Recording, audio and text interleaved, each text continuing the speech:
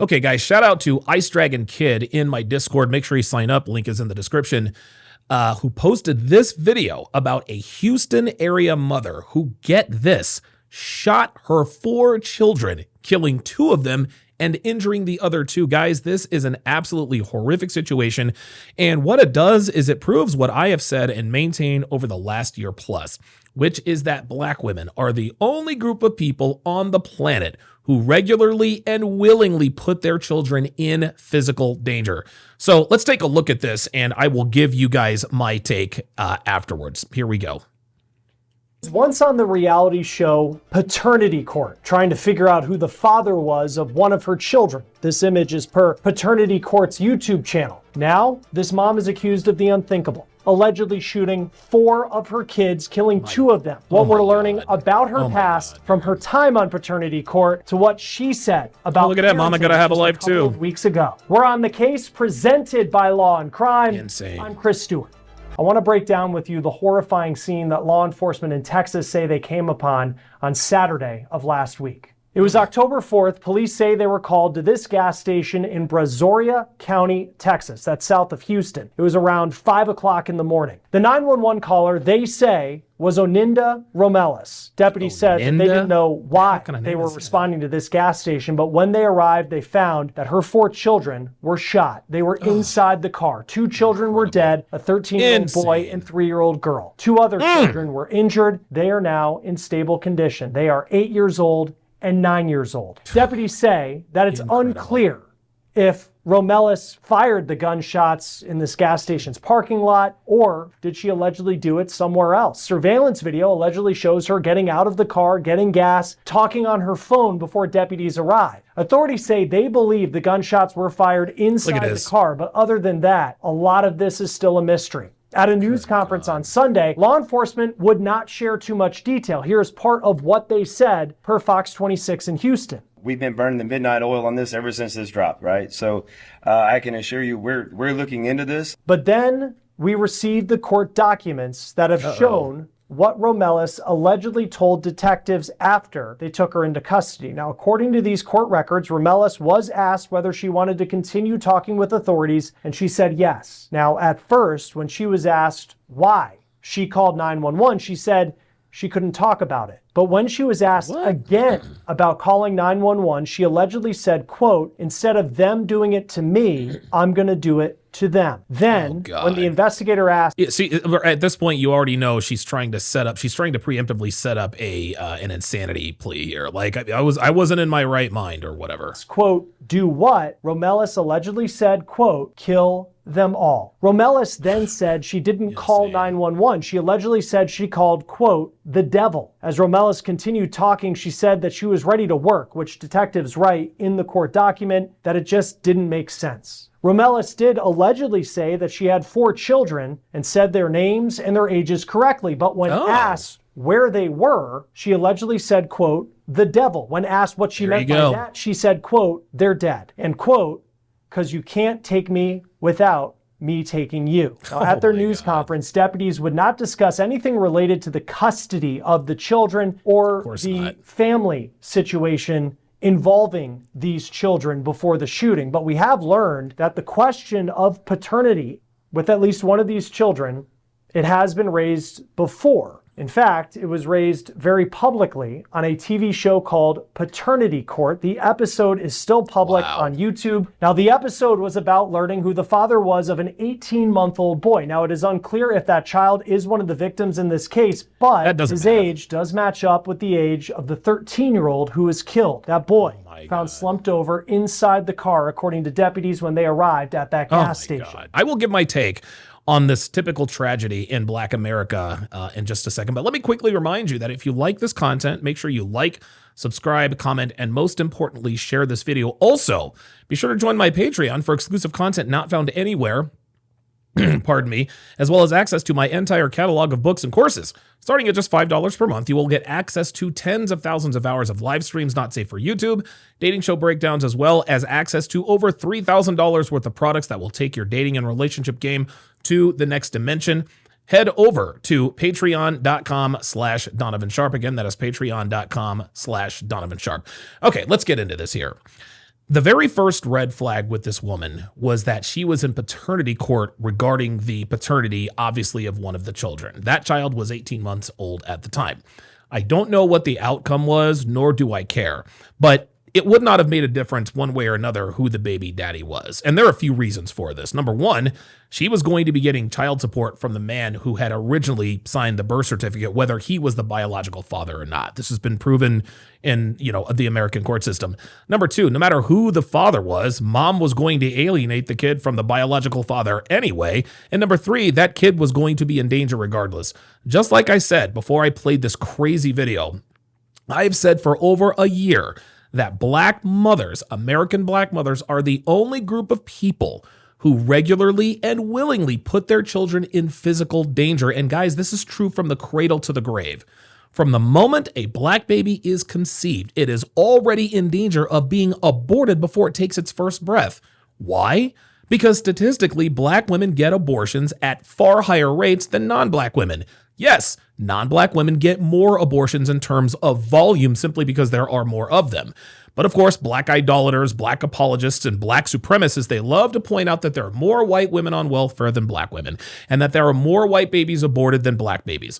But statistically, meaning the percentage, if you're paying attention, if you paid attention in school, and most of you N-words, most of you YNs out there didn't, but just in case you did, percentage, gentlemen. That is the more accurate metric, okay? Black mothers abort their children at a far, far higher rate than non-black mothers, and this is a statistical, immutable fact.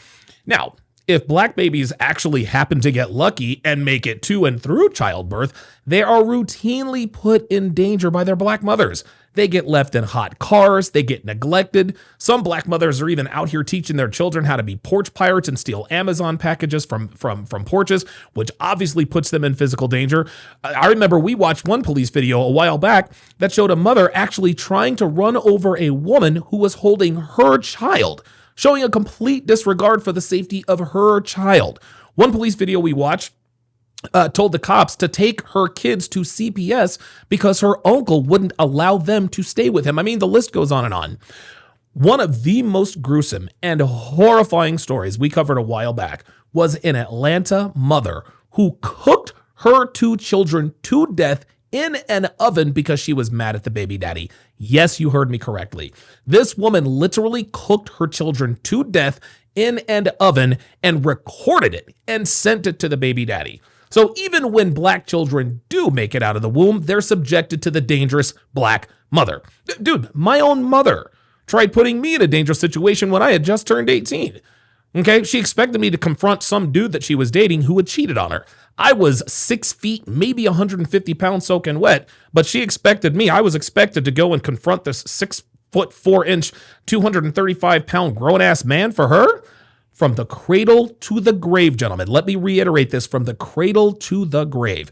There is no other group of people. There is no other entity. There is no other force. There is no other kind of individual who poses as much danger to black people than American black women. The American black woman is hazardous to the health of the black man, full stop. And the sooner black men figure this out, the better off we will all be. I actually saw a video of a black mother who had her kid in the back seat getting pulled over by the cops. This woman gets out of her car and runs away from the scene, leaving her child in the car. The next thing I want to point out, and we'll get to that a little bit later, the next thing I want to point out, as you guys are seeing on the screen now, is the social media activity of this woman, specifically the video where she's shaking her ass, which probably smells terrible due to that horrible, Brazilian butt lift, with the caption that you guys just saw, "Mama gotta have a life too." Gentlemen, that right there, that little caption, that speaks to the selfishness of today's black American mothers. And guess what? We can thank Ayesha Curry for this. Yesterday, I reacted to a video of Ayesha Curry's appearance on the Call Her Daddy podcast, where she said this. Take a look and listen. Found out we were pregnant with our daughters so quickly. I didn't even have time to think about what I wanted anymore. It's so interesting. I spent my entire life like trying to work towards something, and then it kind of just disappeared, and I didn't think twice about it. But after my daughter turned 1, I remember there being a shift and being like, I have goals for myself. Like, this doesn't feel right. I love being a mom, but I love doing other things too. And I need to get my shit together and figure out what that looks like for myself now. Black American mothers, gentlemen, are afflicted with a condition called postpartum selfishness when it comes to their children. They think that all they have to do is push the little fucker out and the hard work is done. Nah, boo. Getting knocked up and giving birth, that's the easy part. No. The hard part is actually taking care of the child, raising the child to be an adjusted, law-abiding, upstanding, productive member of society. But black mothers don't see it that way. As far as they're concerned, their children are a liability and not a blessing. Why else do you think they put their own flesh and blood in physical danger on the regular? Anyway, that social media post, "Mama gotta have a life too," like you just saw, is exactly why the so-called black community is the laughingstock of the entire planet. American black women don't prioritize their children, they prioritize themselves. Now, I know that there are probably people watching thinking, well, white women do it too. Okay, so because white women do it too, that makes it right for black mothers to do it too? And yeah, listen, I'll give it to you, white mothers are selfish, but they're not cooking their children in ovens. They're not shooting their children in their cars. They're not leading cops on a high-speed chase with their children in the car, then fleeing the scene, leaving the child in the car. Yeah, you heard me correctly. White women are not running from cops with their kids in the car and then fleeing the scene on foot, leaving the children in the car. Oh, I'm sorry. You don't believe what I just said? Sounds pretty far-fetched, huh? Bet. Check this out.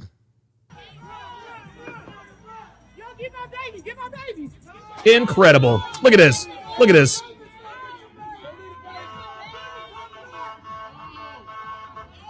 Get my baby. Get my baby.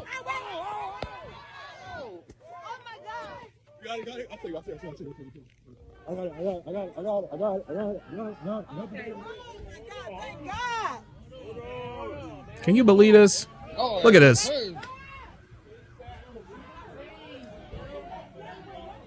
Hey, yo, what the fuck? She really just left her baby. Can you believe this? Can you actually believe this? Oh, well, wait a minute. What's that you say? Susan Smith, who drowned her own children, is an example of a white woman being a danger to her kids? Yes, you are absolutely right.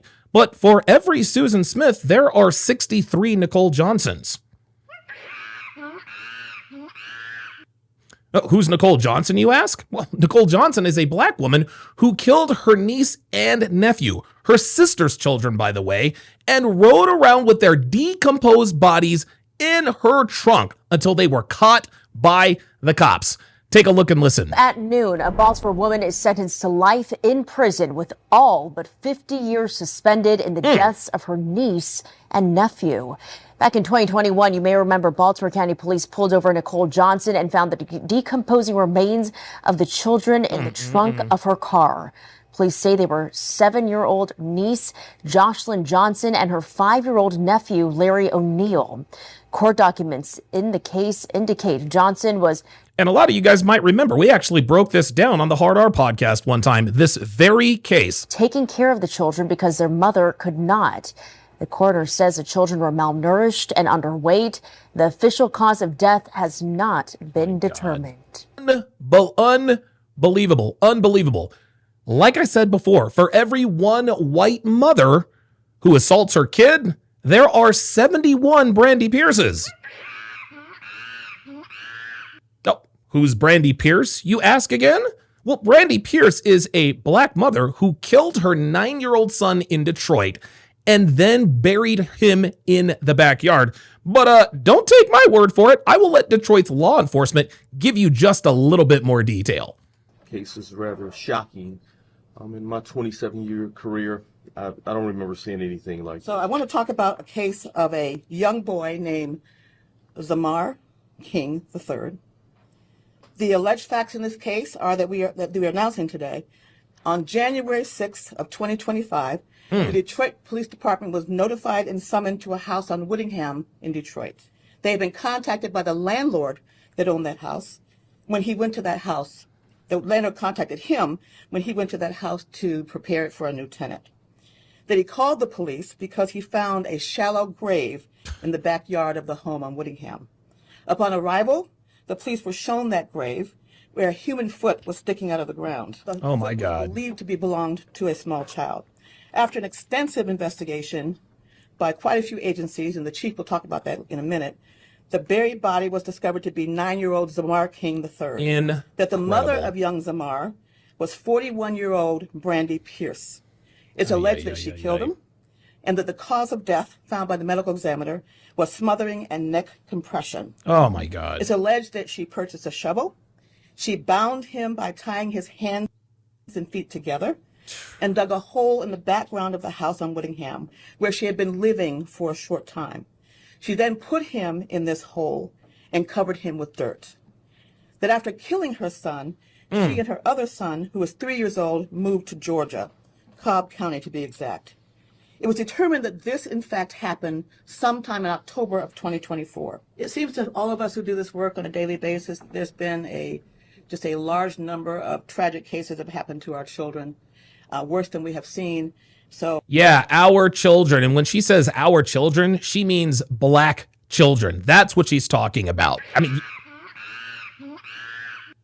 oh, still want to argue, huh? Well, listen, you people always do. But have you ever heard of a white mother doing this? Will be spending the rest of her life in prison after being found guilty of killing her 2 sons. You might remember this story.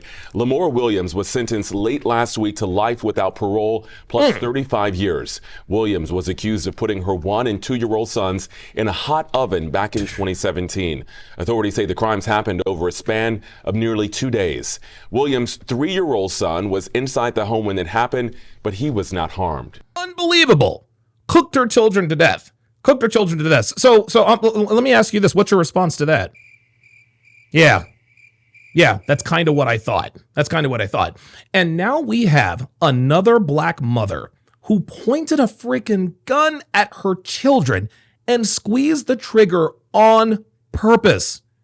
This woman killed 2 of her own children in an attempt to kill all of her children. I'm sorry, guys. White women ain't doing this. Non-black women aren't doing this. The bottom line here, guys, is that the black woman is hazardous to the health of black people, especially black men and black children. They're the worst baby mamas. They're the worst wives. They're the worst people.